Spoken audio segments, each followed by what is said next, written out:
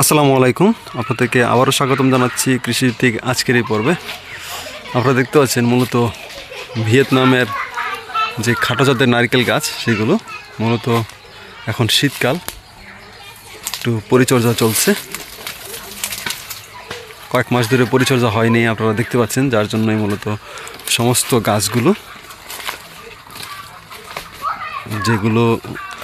যেই শাখাগুলো বা ডালগুলো বুড়ো হয়ে গেছে সেগুলোকে কেটে দেওয়া হয়ে গেছে, যেগুলো মৃতপ্রায় ডাল সেগুলো, এবং এখন এটাকে গাছগুলোকে পরিচর্যা করা হবে। চারপাশে যে বাগানটা দেখতে পাচ্ছেন, এর আগে আপনাদেরকে দেখিয়েছিলাম কী ধরনের ছিল চিত্র, প্রায় 6 মাস বা 8 মাস আগের চিত্র। তো বর্তমান চিত্রটা হলো এই অবস্থা।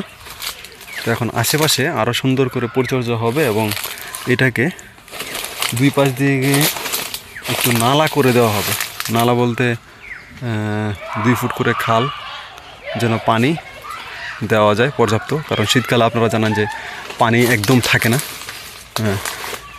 মানুষের শরীর যেমন শুষ্ক থাকে, সেই রকমভাবে গাছগাছালি এবং মাটিরও শুকনো মৌসুম, একদম শুকনো থাকে।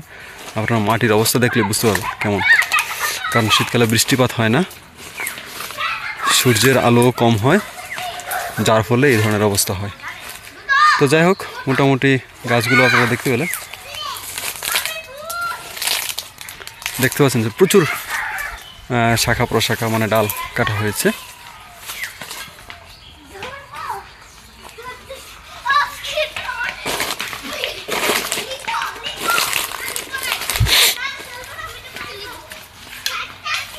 তো আপনারাও এই সময় ডালপালা এভাবে কাটতে পারেন। আপনারা জানেন যে শীতের সময়, বিশেষ করে আমরা যদি দেখি, শীতের সময় খেজুর অথবা তালের যে রস, সেটা আরোহণ করা হয় গাছ থেকে। তো এই সময় নারকেল গাছেরও পরিচর্যা প্রয়োজন। তাই আপনি আপনার বাগানের নারকেল গাছগুলো সঠিকভাবে পরিচর্যা করুন।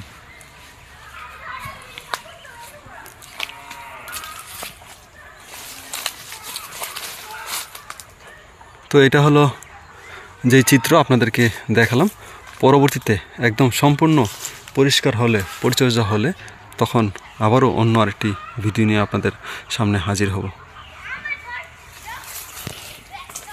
ভিয়েতনামের নারকেল খুবই পরিচিত এই মুহূর্তে বাংলাদেশের একটি নারকেল। আপনারা জানেন যে গত কয়েক বছর ধরে ভালোভাবেই এই নারকেলের যে চাষ, সেটা শুরু হয়েছে বাংলাদেশে। সেই অনুপাতে এইখানেও এভাবে চাষ করা হয়েছে।